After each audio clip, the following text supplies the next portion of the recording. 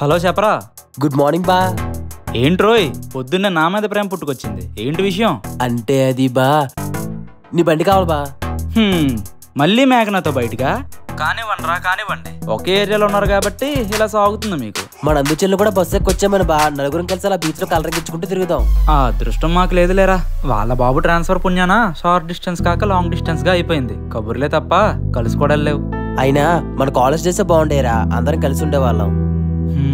నువ్వేం బాధపడకు, మళ్ళీ వాళ్ళ బాబు ట్రాన్స్ఫర్ అవ్వదా, వాళ్ళు ఇటు రాకుండా పోతారా? నువ్వు వెయిట్ చేయరా, జస్ట్ అంతే. నువ్వు మాత్రం బాగా ఎంజాయ్ చేయి. సరే బా, బడి కోసం వచ్చేస్తున్నాను. సరే రా. ఓకే. దేవా, రే దేవా. మళ్ళీ బండి కోసమేనా? అంటే ఆంటీ అది మా బండి మాకన్నా నువ్వే ఎక్కువ వాడుతున్నావు, ఇంకెందుకు నీ దగ్గరే ఉంచేసుకో. ఇదిగోరా.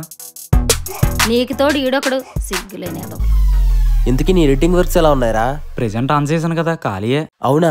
నాకు తెలిసిన ఒక ఇన్ఫ్లుయెన్సర్ ఫ్రీలాన్సర్ కావాలని అడిగాడు రా, నీ నెంబర్ ఇస్తాను, నువ్వు మాట్లాడు. సరేరా. సరే అయితే బాయ్. బాయ్.